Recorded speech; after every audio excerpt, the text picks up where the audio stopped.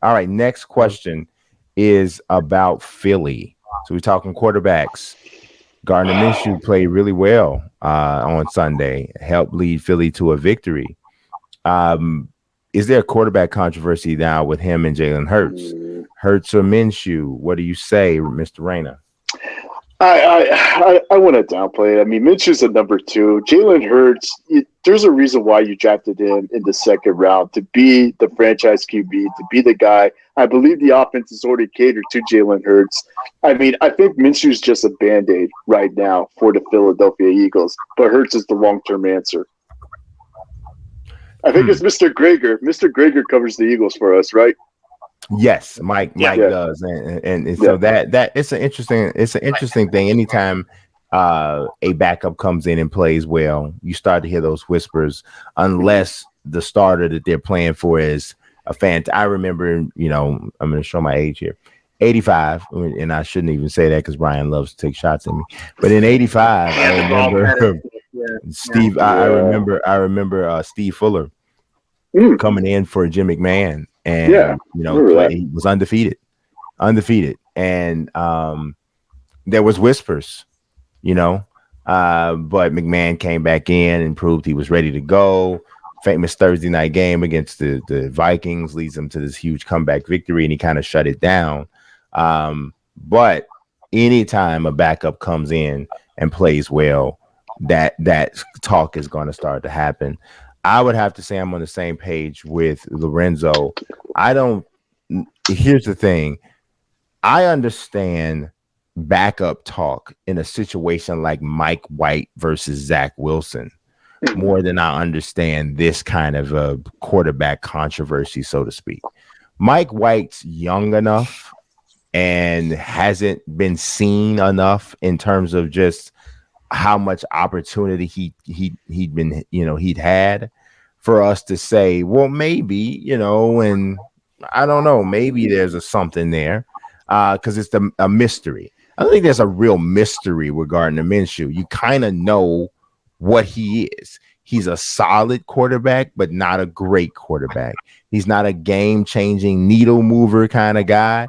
He's the kind of guy that if you had a stout, nasty defense and a really good running game and offensive line, he might be a guy who, you could win with this guy. You might even be able to go to Super Bowl, but he has to have this around him. He's not a guy who's going to make plays for you the way you would envision Jalen Hurts making those kinds of plays if he is what you hope he is. So for me, if you are deciding that Jalen Hurts is not your guy, you're not turning to Gardner Minshew. You're going back into the draft, or you're looking at a young free agent quarterback and saying, maybe this is my guy, because I already know Gardner Minshew isn't the guy. So for me, I don't think there's a quarterback controversy at all. I think it's still Jalen Hurts. It should be his job. Hopefully they think the same. What about you, Sanudo? Yeah, I think it would be folly, if they just went with Minshew, if Hurts is healthy and they just ride with Minshew the rest of the way. I mean, you spent a second round pick for Jalen Hurts. And I didn't like the pick at the time, by the way.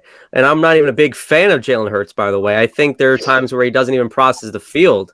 But, I mean, this is a guy you drafted in the second round. You can't be wasting your time with Gardner Minshew. I get it. He looked good against the Jets. Well, but guess what? Any quarterback can do good against the Jets with that defense. I mean, there were times where it was a little bit, badly timed by Minshew. There were times where it was to his backside and the guys made good catches, or they weren't really, what's the word? They really weren't in sync at times, but the receivers were making really nice catches for Minshew, and everyone was open in wide open space. So, and I think there was a thing where Minshew was like the 14th best quarterback on Sunday, but I think his passer rating was like 60 something. And that just shows you that the whole NFL quarterbacks right now aren't doing good. So that's really a very low bar that we're setting right now, because you've seen the quarterbacks in this league. There are certain times where you're like, how is this guy even playing in this league? Daniel Jones, Davis Mills. I mean, so there's really not. I hate when people are saying like, "Oh, Minshew had a hell of a day against the Jets." No, let's be real. So it would be complete folly if the Eagles just said, you know what, let's just forget Jalen Hurts exists. Let's just put in Minshew the rest of the way. I think it'd be insane. Yeah, like I said, I certainly agree with that. What about you, Paul? Boys. A bunch of simpletons. Let me clear it up for you. Guys, this is a full-blown quarterback controversy, okay? This is full-blown. Here's why, okay? I've heard you guys saying, well, there's been whispers. I've heard whispers in the past. There's no whispers. There was fans chanting Minshew Mania at MetLife Stadium. All you needed It's is Philadelphia. This, They chant it like baby They're showers. loco. They don't know Yeah, what they're yeah. talking about. They're They're all Toto. drunk. They're Toto. There's that They're all MetLife. drunk over there.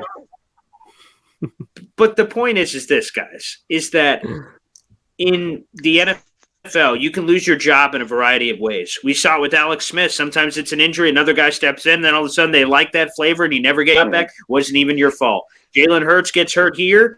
All of a sudden we look at Minshew. He steps in. Look, they have a bye week. We'll see if Jalen's ready to go after that. But I'm telling you, the fans have seen it. And they were in my Eagles fans, because, again, my Jets just lost to them on Sunday. They were in my mention saying, wow, the offense looks so smooth with Gardner Minshew. We need to make the flip. Those were Eagles fans in my mentions. And that's all they needed, because that is love and love affair with the backup quarterback. Is everyone is in love backup quarterback because they saw the tease. Oh, wow, it looks good here. If Jalen comes back and he's hobbled from his ankle and he's struggling, the fans immediately are going to chanting Minshew. Is it fair to any of your points and folly and all this? No. Guess what? It isn't fair. I think this is a full-blown quarterback controversy because we saw the taste. It's not even speculation anymore. He looked good. Sure, it was the Jets. Sure, it was this. Sure, it was that. It doesn't matter. He looked good. The perception is now that Minshew is good, and there's questions about Hurts. There's no questions about Minshew right now because he didn't give any reason for any questions.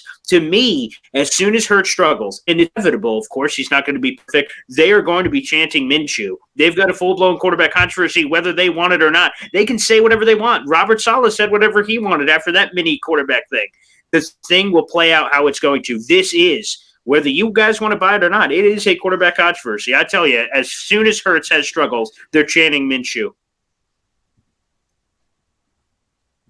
Well, I think that definitely could happen. I don't think that the fans necessarily have the power to create a quarterback controversy on their own. I do think you have to have some you have to have here's the thing. If Gardner Minshew outplays Jalen Hurts, Minshew's not the best choice. It's just that you now know you have to move on from Jalen Hurts. If Gardner Minshew outplays Jalen Hurts at this stage, then there's a problem. Bingo. There's a problem. Bingo.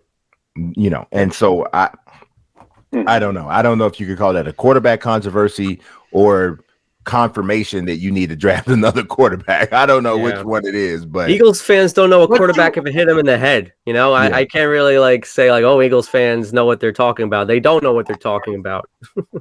They don't. I mean, Eagles let's fans, do a quick. And you know what's so crazy is that around the room. Eagles fans swear that they are like some of the most astute fans in the NFL, and really they're more or less even overly emotional, and they're like this mixture between New York brashness and some other regions just aloofness, and it's not a good mix. You know, you even listen to like NBC Sports Philadelphia, and you see like the people who are like talking Eagles football, and you're like, what, bro? What do you mean? Like Seth Joyner sitting there looking like he's going to eat somebody. It's weird, man. It's just a weird situation. I don't dig it. I wouldn't listen to anything that they're saying.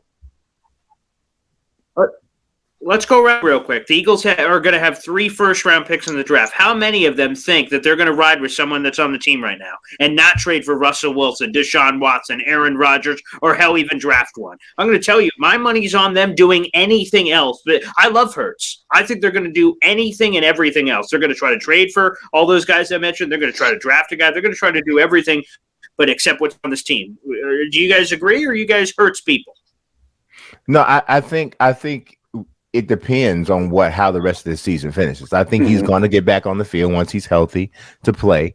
And I think that's going to be like his final evaluation as to whether or not they feel like they need to move on from him. Okay, so fair enough. Yeah, we'll see.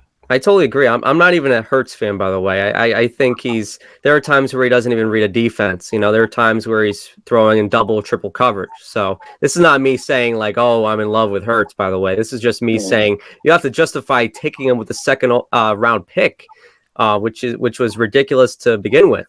But yeah, I just think second round pick all the time, right? Kevin Cobb in Philadelphia, he was taken with a second round pick. I mean, quarterback dart throws in the second round are a common occurrence in the NFL.